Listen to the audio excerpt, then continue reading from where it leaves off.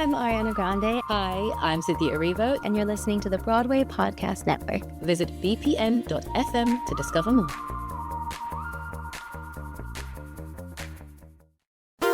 There's a cat over here. There's a cat over there. And the wrong one died. And the wrong one died.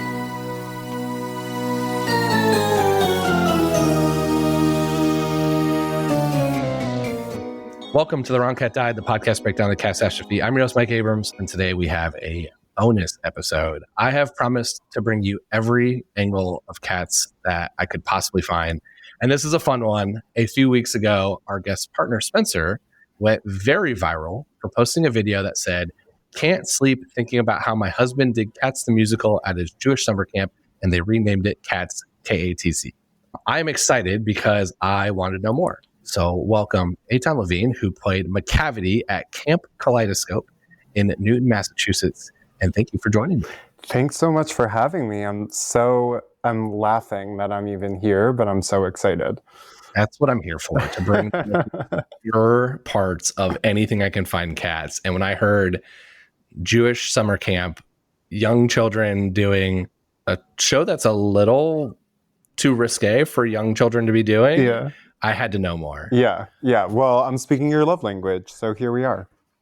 I cannot wait. Let's start with just tell me everything you remember. Like, how did this come to life? Well, I think you said you were, 7, 8. Like, tell me everything you can tell me about this production. Yeah. So I'll just paint a little bit of a picture. I grew up in a town right outside of Boston, very Jewishly involved, but very open-minded. And, my dad played piano and grew up singing. And so I think I kind of got a little bit of the creative spirit from him. And they always would try to find some type of day camp or sleepaway camp for me to go to during the summer, revolving around something creative. And what better camp than at the JCC, the local JCC, Camp Kaleidoscope. It was kind of your one-stop shop to do anything. You could play sports, you could go to the pool, you could play games, and then they always did a few different shows and dances and whatnot, which obviously I signed up for every single one of those. And this given year, they did the production of Cats, which at the time, I really don't think I thought about how hilarious it was that the camp director just decided to name it K-A-T-Z, Cats. But my parents obviously got a chuckle out of it.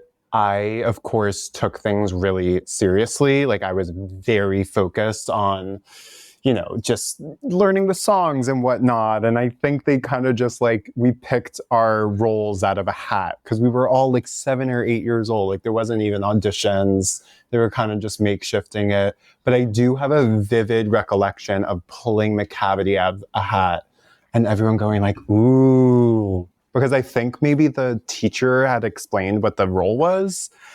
So that's kind of a funny, no one knew what Cats was, but yet everyone's oohing and awing. Because you're the villain, right? You pulled out the villain. Yeah. So that was that. And then with the show itself, it was a incredibly condensed version of what we all know and love, the musical Cats. It was probably 20 minutes of 7 and 8-year-olds singing and dancing select songs in truly Halloween style costumes and cardboard boxes. And I say that with love. This camp was putting together this creative outlet for children, but it was really kind of a hilarious spectacle, I'm sure, to look at. And I'm sure there were other what we call Yiddishisms, splattered throughout the show, that I can only imagine all the parents got a good laugh at. But those are kind of just the core memories. I just remember the ears and the black t-shirt and, little things like that.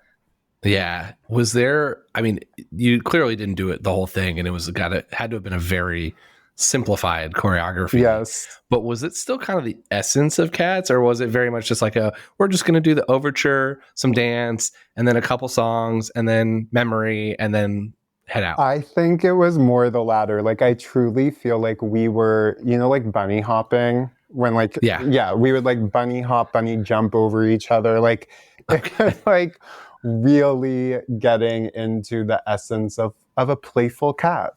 Yeah. So it wasn't, I mean, it's kind of a dark storyline, Yes. like when you really dig into Yeah. it. So there's a lot to it. Obviously didn't do it. How much was it just the naming KATZ, like the respelling, or was there more lean into that?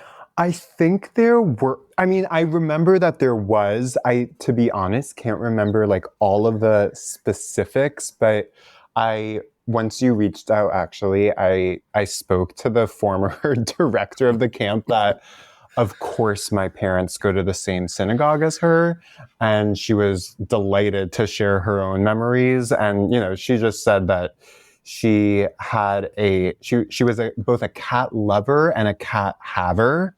As she reminded me, no one owns cats.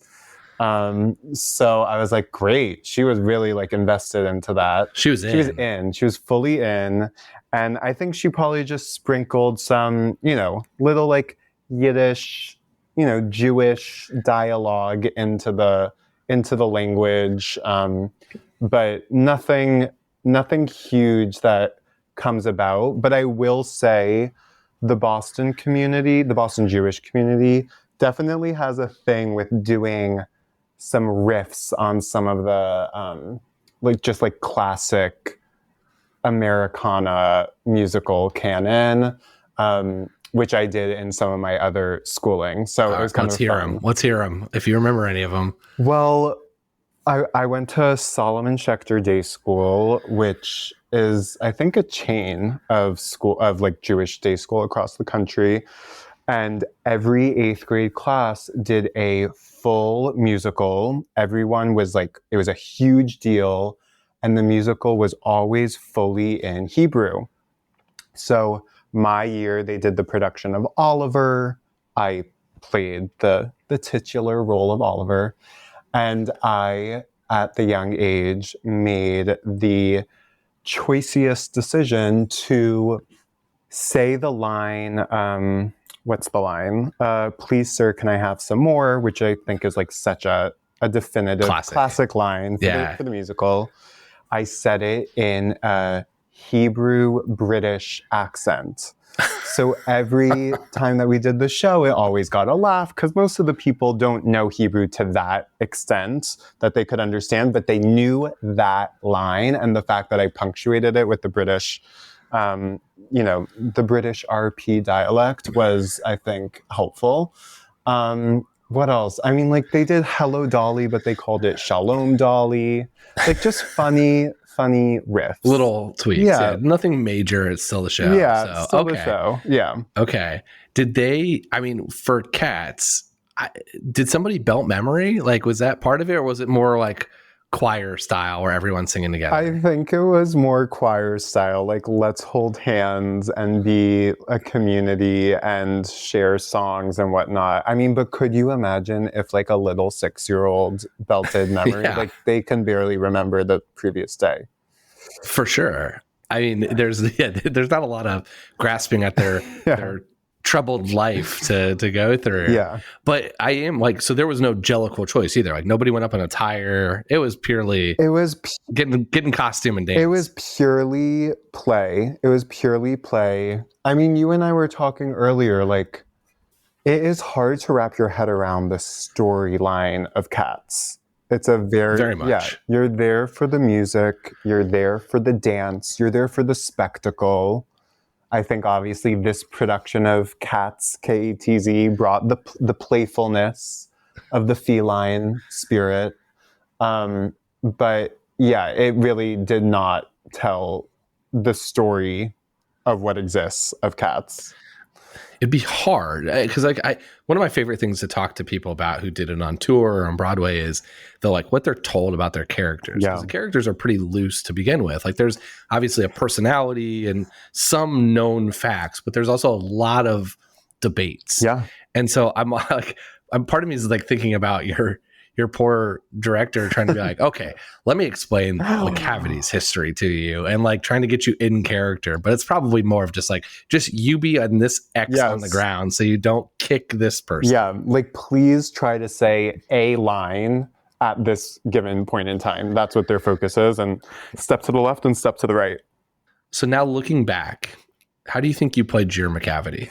Ooh, I mean, I think I took it very seriously, even though it was in this like play construct. I mean, I remember, practicing the whatever lines that I had and the music and the choreography. And I'm sure most of the other kids were just like, we're at Camp Kaleidoscope. Like, don't take this that seriously. But I think I was like a very, I don't know, serious.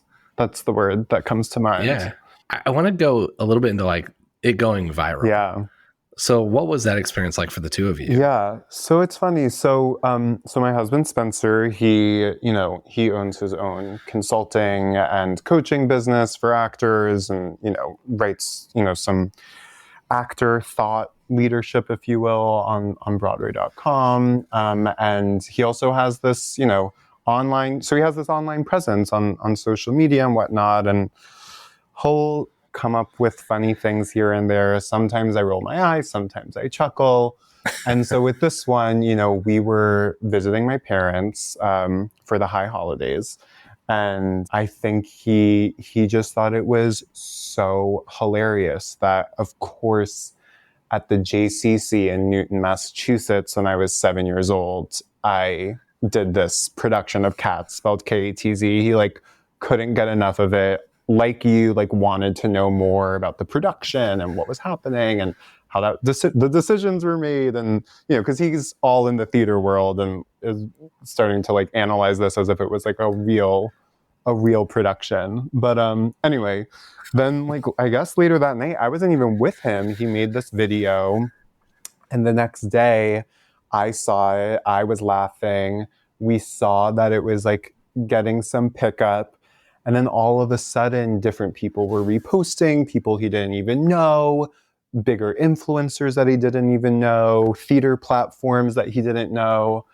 And, there have been a couple of things that he's done that have sparked a lot of interest, but this one definitely, I think, went pretty far and wide. I mean, it would be a week later and we would see oh, Monica Lewinsky has not only viewed this and liked it, but commented and tagged her friend in it.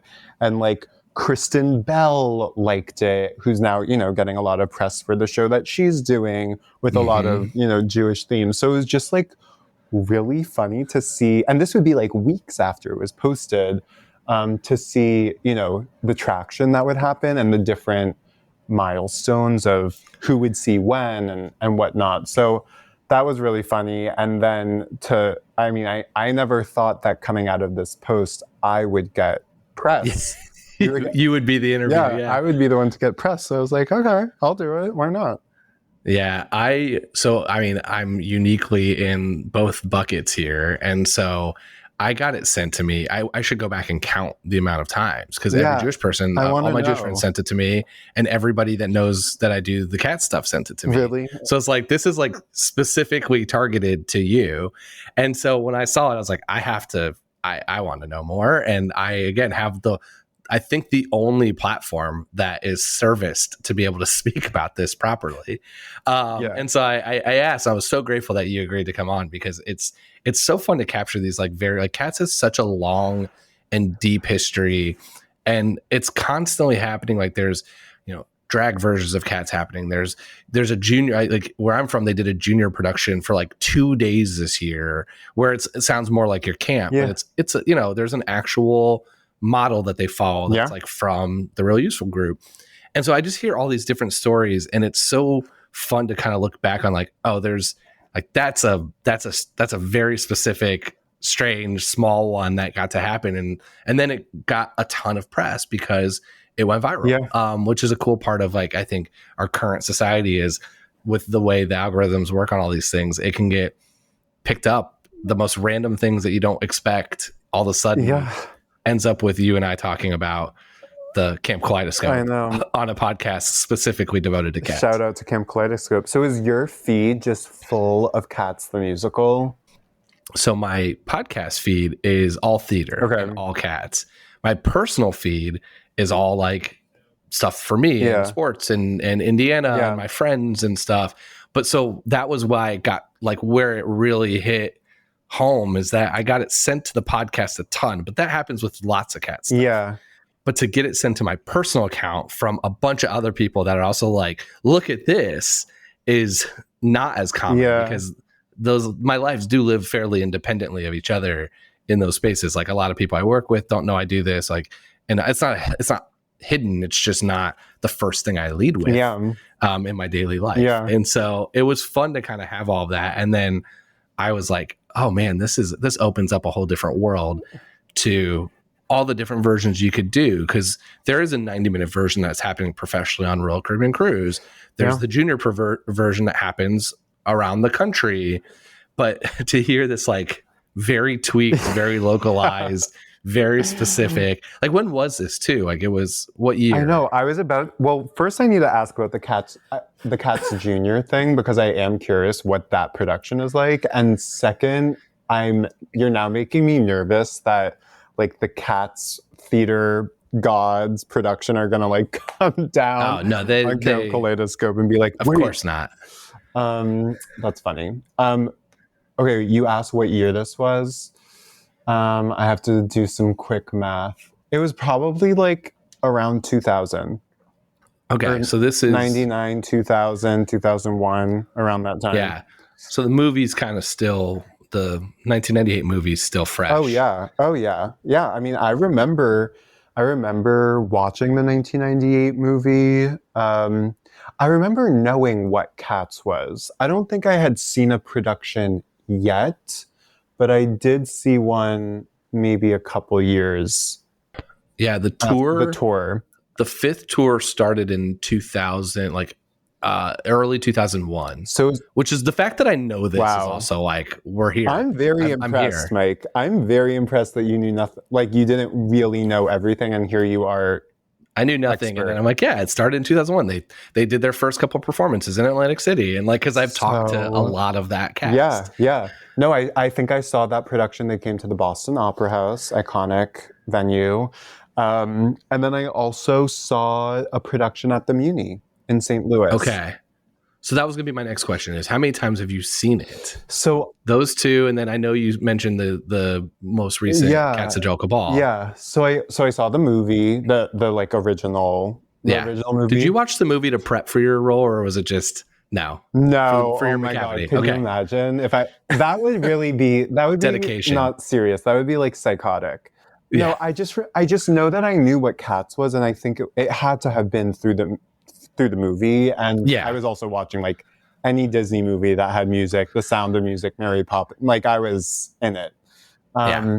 So that was number one. The tour, I saw it at the Muni because for a summer I randomly was a Muni teen and wanted to see one of the productions before I performed. And then, I think since then it was nothing since then. And then I saw it at off Broadway this past year, and it really just blew my mind, and I was so enthralled and impressed. And I mean, I'm not in the theater anymore, but I'm obviously a lover of it, and it was, I mean, everything and more. I think you get nervous going to shows when people hype it up so much.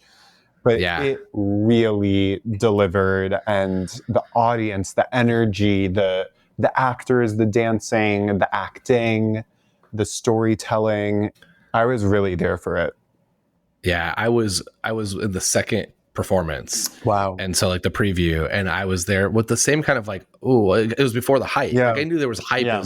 A lot of people were talking about how great this is, like what they'd seen was going to be, but there'd only been a performance at that point. And so I was really excited to be able to like be early on. And then going in knowing all about Katz and just the basics of ballroom, like just what I've seen through Paris is Burning and some other of the more mainstream culture parts of it, I couldn't get over how like I was floored by it. And then I was so glad that it got the hype and sustained the hype.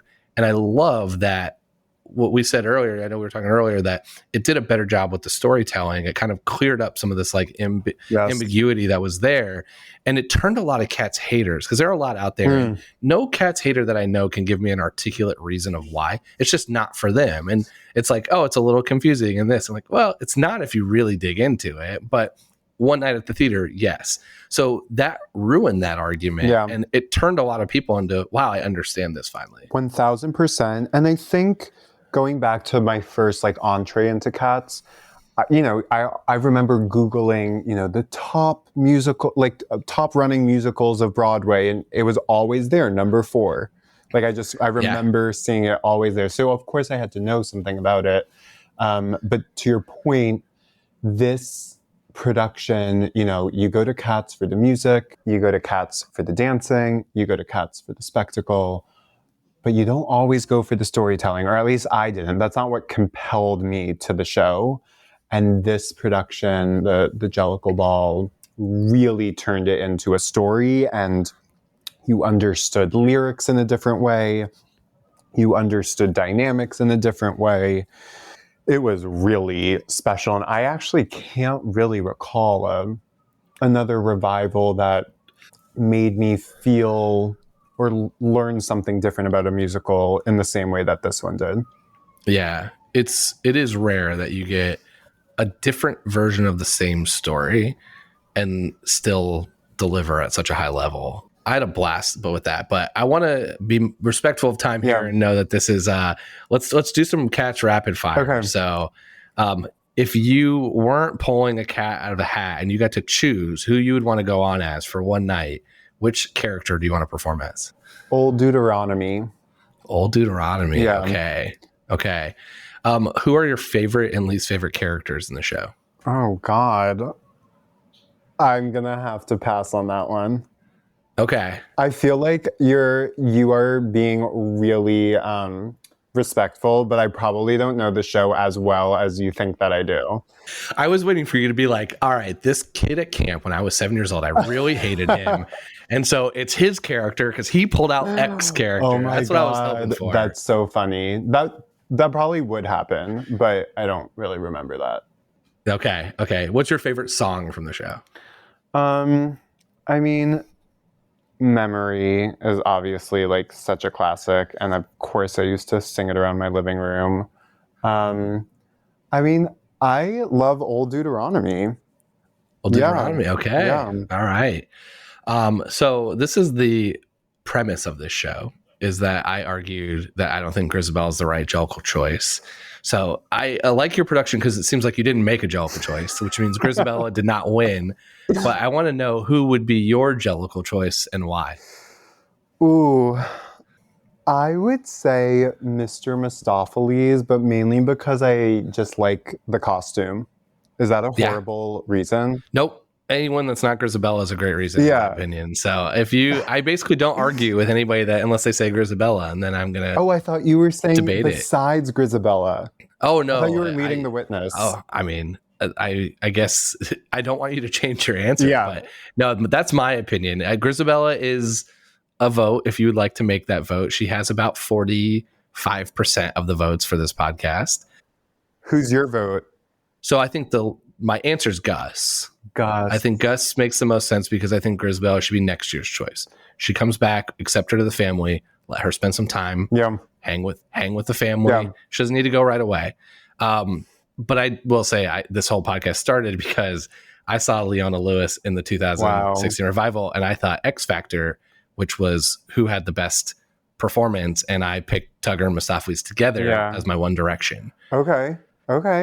So that was my original joke, and I still hold true that's actually kind of what the Off-Broadway with the Perlman Performing Arts Center kind of did, which was like, we're going to have the whole competition, and we're going to have everyone walk. Yeah. So I was like, that's X Factor. Yes, it was. And that also part was like, blew my mind. I was like, wow, like this is what the show is about.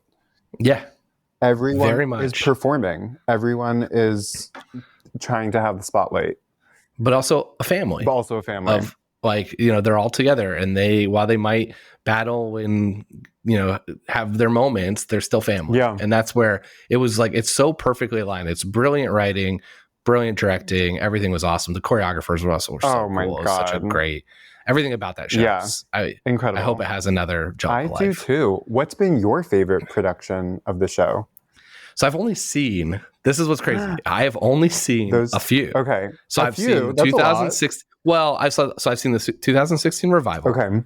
Which is what started this. Okay. I saw the 6 national tour because I did my 100th episode with them. So I saw them back-to-back nights. I filmed with them in DC, which was super fun. Yeah. I watched the 1998 movie on a plane on an iPad on my way to a work trip, which got a lot of very fun and interesting looks because I was like rewinding as I was trying to figure out what in the world I was watching, but I was in full business casual, like everyone else around me is consultants plugging away on their computer, and I'm watching Katz on my iPad, but like rewinding and fast forwarding like a maniac, trying to figure out which cat I'm even watching at this point. Of course. As one saw does. the 2019 movie, which we're not going to talk about. And then I saw the Performing Arts Center, and that's all that I've ever seen live. Wow. So I've seen clips. Like obviously there was Fergie and JJ did an Elon production, and I have seen that YouTube video. Yeah. I've had like guests send me parts of it, so I've seen like a bunch here and there. But like actually live, I've only seen it. I've seen it 3 or 4 times of the like in cat costume, and then I saw the Perlman one 3 times. Wait, did you say what about the last revival, the latest revival that was on Broadway? So that was the 2016. Oh, okay. Yeah, so I saw that one. That was what started this. I saw the second to last. 2016? Yeah. Oh my God, it feels like it was like 2 years ago or 3 years ago. Couple days that I moved before I moved here, like when I moved here, which is why I saw it. Oh my God. Wow. It's been a while, and it did 2.5, 3 years. Like it finished right before the movie. Okay, got it. Which we must never speak of. Yeah, it's a. I've never seen it actually, because I heard such horrible things about it. I wouldn't be here with you if it wasn't for the movie. So let's just say there's at least that silver lining. Fair. Okay. Yeah. I guess it did get a lot of fodder. It got a lot of attention for the wrong reasons. It did.